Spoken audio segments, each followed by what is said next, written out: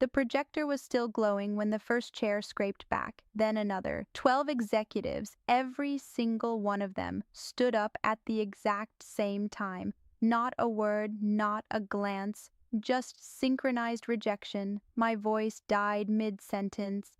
And these failure rates correlate directly with, "We're done here." Baxter didn't even sit back down. He said it while standing, already turning away from me like I wasn't worth finishing. "This presentation is a waste of time."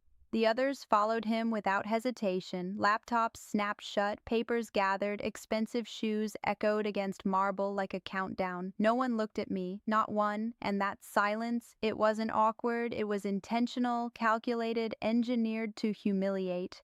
"The data is verified," I said, forcing my voice to stay steady. "We have documented. Our customers are satisfied," Vivian cut in smoothly, already halfway to the door. "Perhaps the issue isn't the product." A pause. Then she looked at me. "Perhaps it's you." A few of them smirked. That was the only reaction I got. 12 executives, the entire leadership team, walking out, leaving me alone in a darkening room with evidence that could destroy them all. Monroe was the last to leave. He stopped at the doorway, hand resting on the light switch. "Don't bother finishing," he said quietly. "No one's going to read it." Then he turned off the lights, and just like that, I was standing in semi-darkness, illuminated only by the truth they refused to see. 30 seconds passed, my heart slowed, not racing anymore, not panicked, cold, because in that moment, everything became clear. What they didn't know was, I had been waiting for this. I reached into my pocket, pulled out my phone, scrolled to a number I had saved weeks ago, but prayed I'd never need. Then I pressed call. She picked up on the second ring. "I need confirmation," she said immediately. "They did exactly what you said they would," I replied. A pause. "All of them?" "Every single one." Another pause. "Was it recorded?"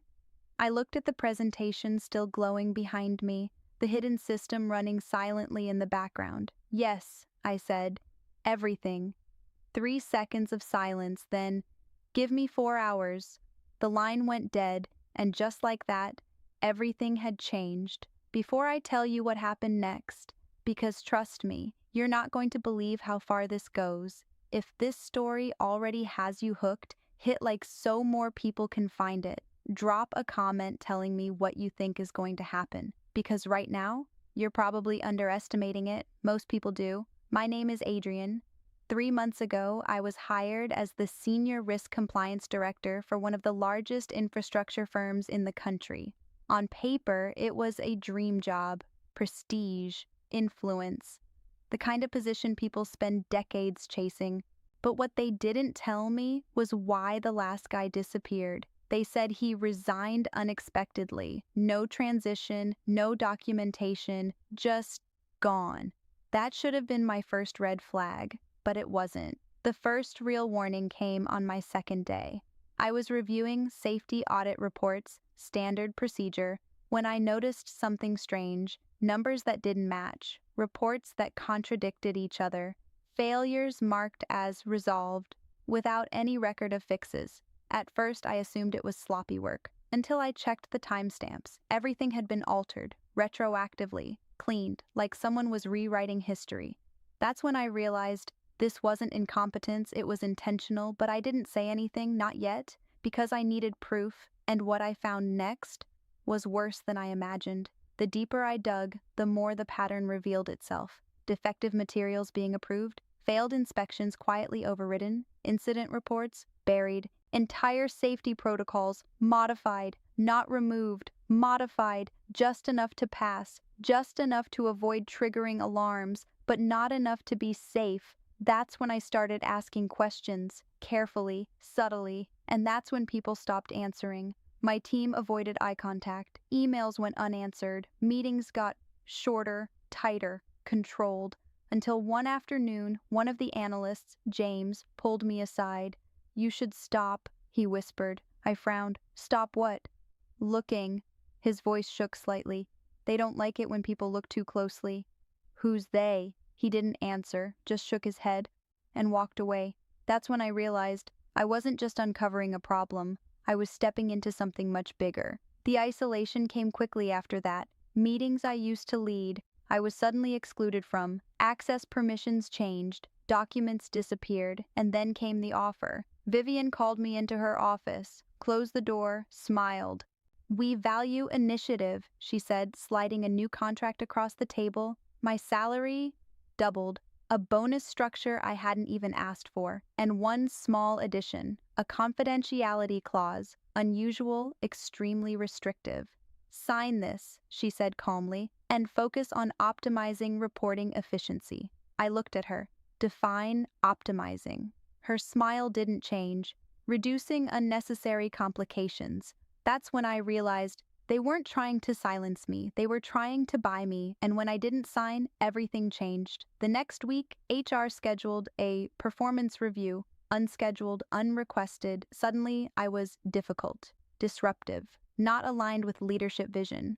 My credibility was being dismantled, piece by piece, quietly, strategically. And that's when I understood the game. They weren't going to fire me yet. They were going to discredit me first. So when they did, no one would question it. But what they didn't know was I had already made my move. I found her name buried in an old email thread. Regulatory oversight, external compliance division, someone the company had avoided.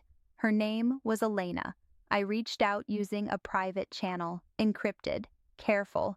At first, she didn't respond. Then one night, my phone rang. "You're either very brave," she said, "or very reckless." "Which one do you need me to be?" I asked. A pause. Then, "Tell me what you found."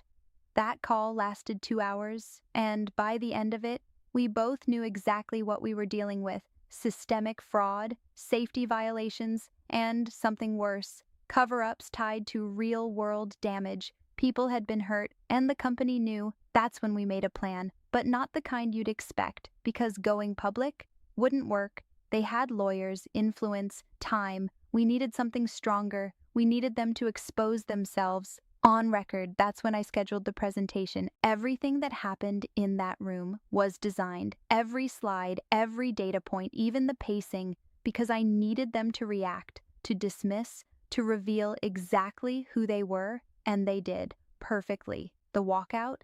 That wasn't failure. That was confirmation. Because what they didn't know was the system was recording everything, their words, their tone, their intent, all of it. And the moment they walked out, they sealed their own fate. 4 hours later, the doors opened, and everything fell apart. Officials walked in, badges visible, voices calm, precise, controlled chaos. Servers were seized, offices locked, executives pulled into separate rooms, and suddenly, the people who had all the power didn't have any. Baxter saw me standing near the lobby. For the first time, he looked unsure. "What did you do?" he asked quietly. I met his gaze. "I did my job." That's when it hit him. Too late. The investigation didn't take weeks, it took hours.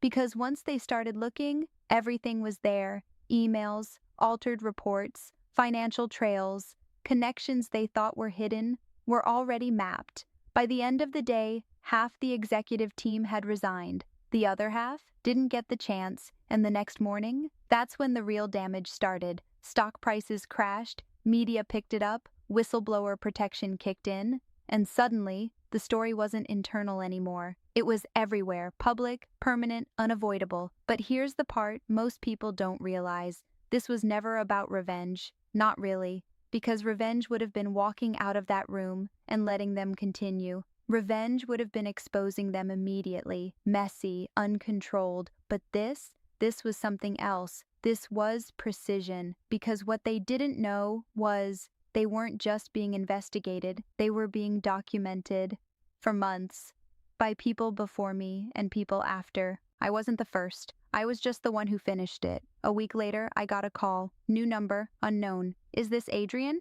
"It is." "This is Dr. Harris. We're forming an independent compliance advisory board. We've been following your case." I stayed quiet. "We need someone who understands how these systems fail from the inside."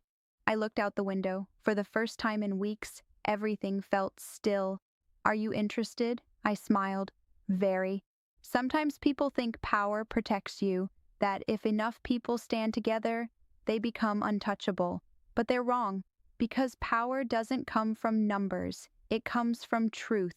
And the moment those 12 executives stood up and walked out, they thought they were showing unity, strength, control, but what they were really doing was giving me exactly what I needed: proof.